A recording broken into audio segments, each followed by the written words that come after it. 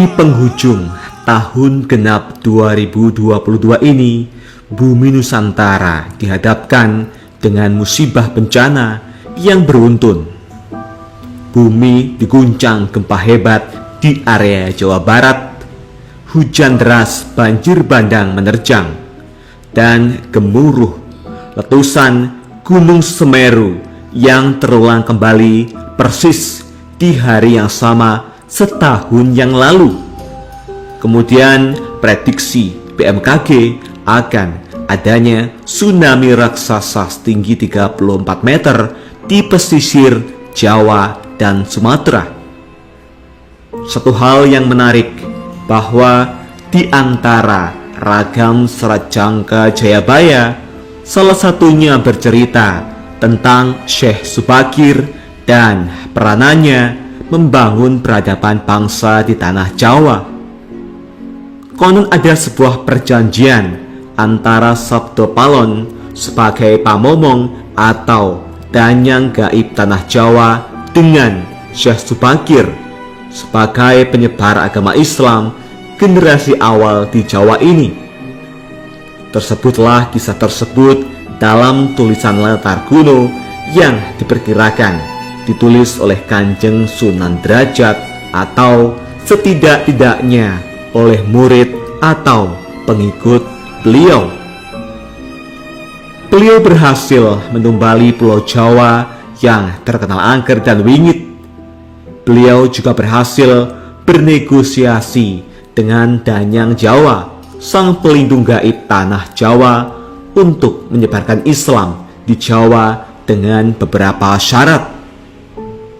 Bagaimana dan lantas apa sajakah syarat yang harus dipenuhi Syekh Subakir tersebut?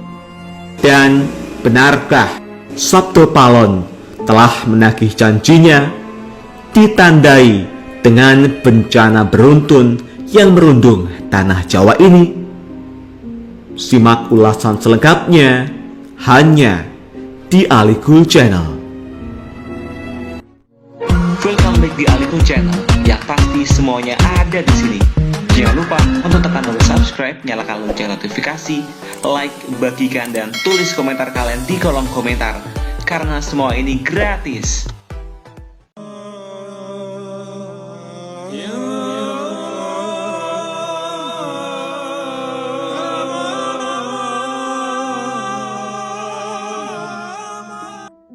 Nama Syekh Subakir sudah tak asing lagi bagi sebagian besar masyarakat Jawa.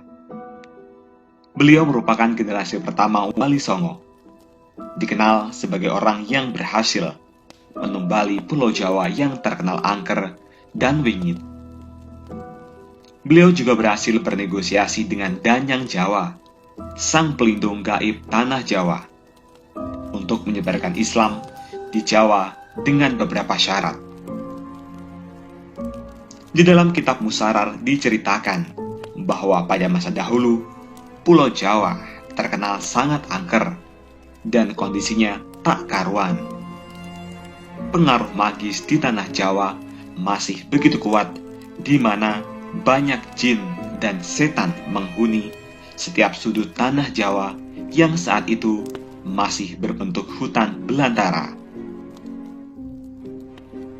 Suatu hari, Sultan Turki saat itu, yaitu Sultan Muhammad I, mendapatkan petunjuk untuk melakukan penyebaran Islam di Pulau Jawa. Maka diutuslah rombongan para alim ulama untuk mendatangi Pulau Jawa guna syiar Islam. Sayangnya, hampir seluruh rombongan tersebut tewas dikarenakan perbuatan para lembut penduduk tanah Jawa yang tidak mau menerima ajaran Islam. Mendengar kegagalan utusan yang dikirimnya, membuat Sultan Muhammad I sedikit gusar. Akhirnya, ia pun memerintahkan seseorang yang terkenal alim, ahli ruqyah, memiliki kemampuan untuk berinteraksi dengan dunia gaib, serta memiliki keahlian dalam membabat tanah yang angker.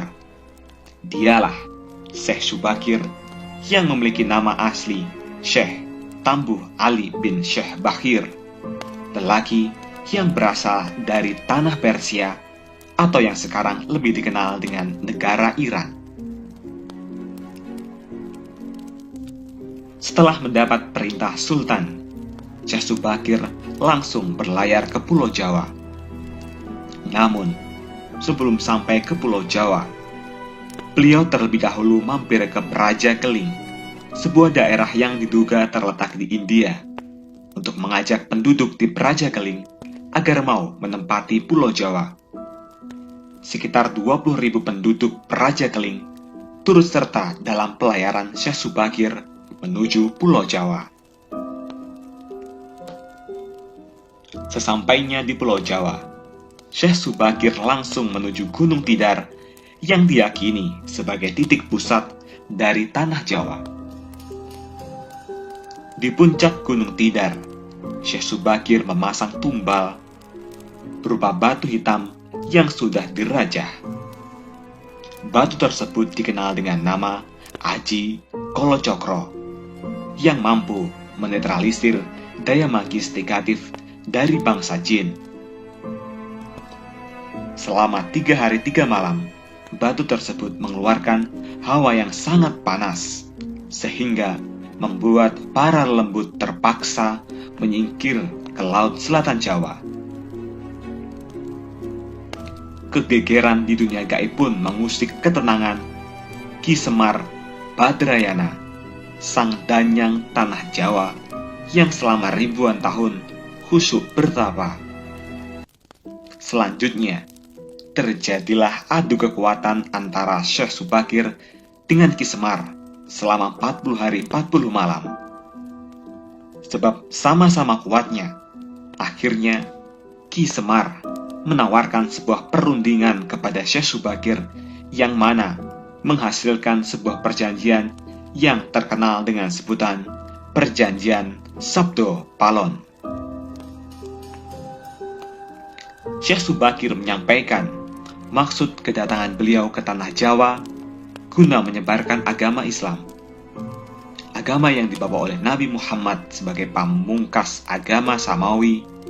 Kemudian Ki Semar pun memperbolehkan Syekh Subakir untuk menyebarkan agama Islam di tanah Jawa yang ia lindungi.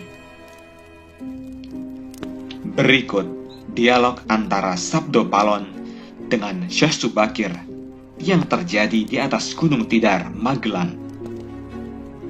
Berikut dialog penulis turunkan adalah dialog versi imajiner yang penulis olah dari hikayat tersebut dengan bahasa penulis sendiri.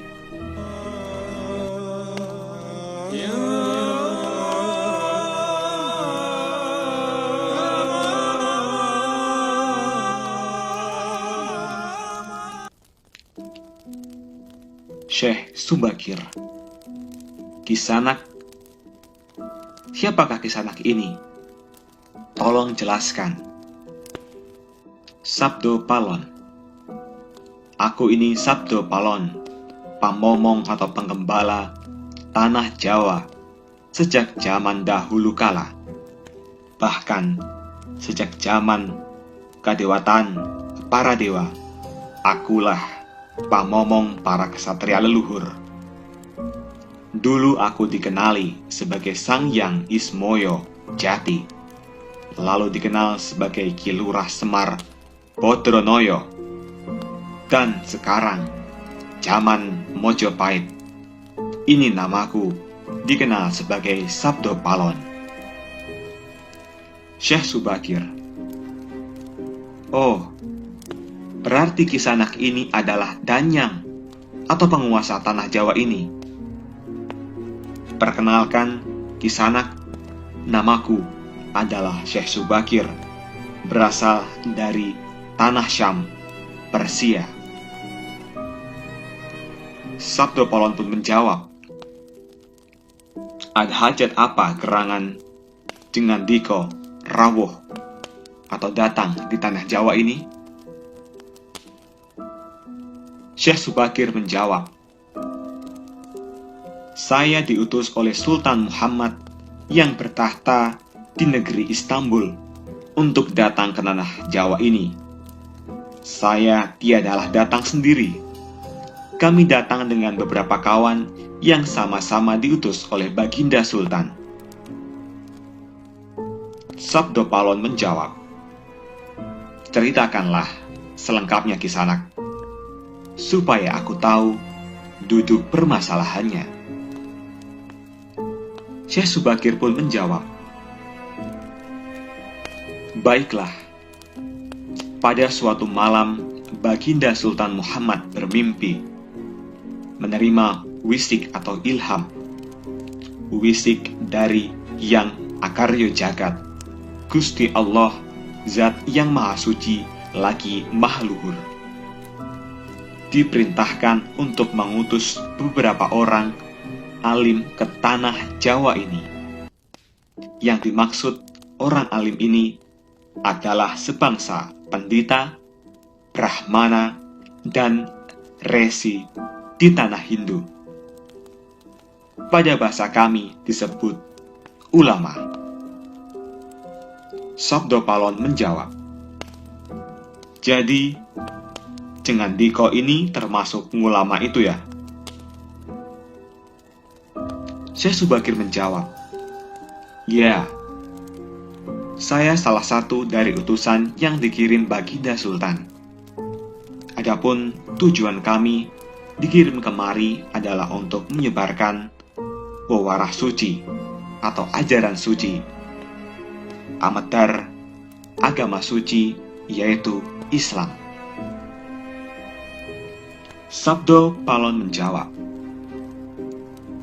bukankah Kisanak tahu bahwa di tanah Jawa ini sudah ada agama yang berkembang, yaitu Hindu dan Buddha yang berasal dari tanah Hindu? Buat apa lagi Kisanak menambah dengan agama yang baru lagi? Syekh Subakir pun menjawab, biarkan kawula dasih atau rakyat yang memilih keyakinannya sendiri. Bukankah Kisanak sendiri sebagai danyangannya tanah Jawa lebih paham bahwa sebelum agama Hindu dan Buddha masuk ke Jawa ini, di sini pun sudah ada kapitayan atau kepercayaan, kapitayan atau ajaran asli tanah Jawa yang berupa ajaran Budi? Sabdo Palon pun menjawab, ya, rupanya Kisanak sudah menyelidiki kaula Jawa di sini. Memang, di sini sejak zaman sebelum ada agama Hindu dan Buddha, sudah ada kapitayan asli. Kapitayan adalah kepercayaan yang hidup dan berkembang pada anak cucu di Nusantara ini. Syekh Subakir menjawab, jika berkenan, tolong ceritakan bagaimana kapitayan yang ada di tanah Jawa ini. Sabdo Palon pun menjawab, secara ringkas kepercayaan Jawa begini. Manusia Jawa sejak dari zaman para leluhur dahulu kala meyakini ada Sang Maha Kuasa yang bersifat tan kena kinoyo ngopo. Tidak bisa digambarkan bagaimana keadaannya. Dialah pencipta segala-galanya, Bawono Agung dan Bawono Alit, jagat besar dan jagat kecil, alam semesta dan alam manusia. Wong Jawa meyakini bahwa Dia yang Maha Kuasa ini dekat juga dengan manusia. Dia juga diyakini berperilaku sangat welas asih. Dia juga diyakini meliputi segala sesuatu yang ada. Karena itu masyarakat Jawa sangat menghormati alam sekelilingnya. Karena bagi mereka, semuanya mempunyai sukma. Sukma ini adalah sebagai wakil dari Dia yang Maha Kuasa itu. Jika masyarakat Jawa melakukan pemujaan kepada Sang Pencipta, mereka melambangkan dengan tempat yang suwung. Suwung itu kosong, namun sejatinya bukan kosong namun berisi Sang Maha Ada, Karena itu, tempat pemujaan orang Jawa disebut Sanggar Pamujan. Di salah satu bagiannya dibuatlah sentong kosong atau tempat atau kamar kosong untuk arah pemujaan. Karena diyakini bahwa di mana ada tempat suwung, di situ ada yang maha berkuasa. Syekh Subakir pun menjawab, "Nah, itulah yang menjadi ajaran agama yang kami bawa, untuk memberi ageman atau pegangan atau pakaian yang menegaskan itu semua, bahwa sejatinya di balik semua yang maujud ini ada sang wujud tunggal yang menjadi pencipta, pengatur, dan pengayom alam manusia, bahwa atau bahkan lebih dekat dia daripada urat leher manusianya sendiri. Ajaran kami, agama kami menekankan budi pekerti yang agung, yaitu menebarkan welas asih kepada alam gumebyar, kepada sesama titah atau makhluk. Lihatlah sang danyang, betapa sudah rusaknya tatanan masyarakat Majapahit sekarang. Bekas-bekas perang saudara masih membara, rakyat kelaparan, perampokan dan penindasan ada di mana-mana. Ini harus diperbarui budi pekertinya." Sabdo Palon pun menjawab, "Aku juga sedih sebenarnya memikirkan rakyatku. Tatanan sudah bubrah, para pejabat negara sudah lupa akan dharmanya. Mereka saling sikut untuk merebutkan jabatan dan kemewahan duniawi. Para pandito juga sudah tak mampu berbuat banyak. Orang kecil salang tunjang atau bersusah payah mencari pegangan. Zaman benar-benar zaman edan." Syekh Subakir pun menjawab, "Karena itu, mungkin Sang Mahajawata Agung menyuruh Sultan Muhammad Turki untuk mengutus kami ke sini. Jadi, wahai Sang Danyang Tanah Jawa, izinkanlah kami menebarkan mewarah suci ini di wewengkon atau wilayah kekuasaanmu ini." Sabdo Palon pun menjawab, "Baiklah, jika begitu, tapi dengan syarat-syarat yang harus kalian patuhi." Syekh Subakir menjawab, "Apa syaratnya itu, wahai Sang Danyang Tanah Jawa?" Sabdo Palon pun menjelaskan, "Pertama, jangan ada pemaksaan agama, dharma, atau kepercayaan. Kedua, jika hendak membuat bangunan tempat pemujaan atau ibadah, buatlah yang wagun atau bangunan luarnya nampak cakrak atau gaya Hindu Jawa, walau isi di dalamnya Islam. Ketiga, jika mendirikan kerajaan Islam, maka ratu yang pertama harus dari anak campuran. Maksudnya, campuran adalah jika bapaknya Hindu, maka ibunya Islam. Jika bapaknya Islam, maka ibunya harus Hindu. Keempat, jangan jadikan wong Jawa berubah menjadi orang Arab atau Parsi. Biarkan mereka tetap menjadi orang Jawa dengan kebudayaan Jawa, walau agamanya Islam. Karena agama setahu saya adalah dharma, yaitu lelaku hidup atau budi pekerti. Hati-hati, jika sampai orang Jawa hilang Jawanya, hilang kepribadiannya, hilang budi pekertinya yang adiluhung, maka aku akan datang lagi. Ingat itu, 500 tahun lagi, jika syarat-syarat ini kau abaikan, aku akan muncul membuat goro-goro." Syekh Subakir pun menjawab, "Baiklah, syarat pertama sampai keempat aku setujui. Namun, khusus syarat keempat, betapapun aku dengan kawan-kawan akan tetap menghormati dan melestarikan budaya Jawa yang adiluhung ini. Namun, jika suatu saat kelak karena perkembangan zaman dan ada perubahan, tentu itu bukan dalam kuasaku lagi. Biarlah Gusti Kang Akarya Jagat yang menentukannya. Itulah sedikit percakapan antara Sabdo Palon dengan Syekh Subakir. Memang susah untuk mengetahui keadaan, asal-usul, atau gambaran kondisi sebuah masyarakat nun jauh di masa lalu. Semakin jauh masa itu, semakin gelap gambarannya.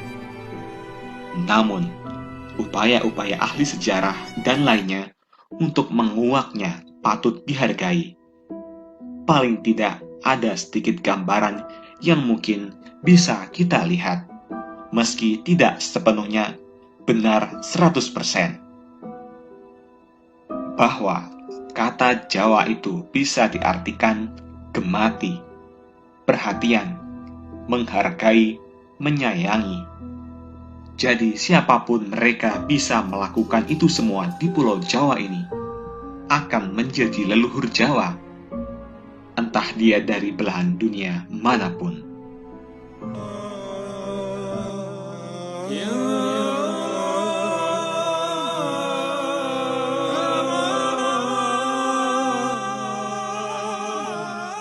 Itulah tadi bunyi perjanjian Sabdo Palon dengan Syekh Subakir.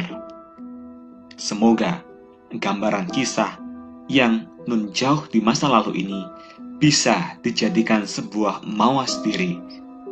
Dan jangan sepenuhnya kisah ini ditelan mentah-mentah, selalu ambil sisi positifnya.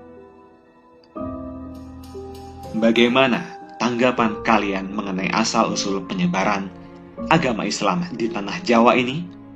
Apakah kalian mempercayainya? Tulis komentar kalian di kolom komentar.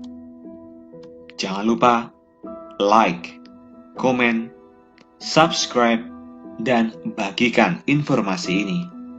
Semoga bermanfaat dan nantikan video terbaru selanjutnya hanya di Alikul Channel.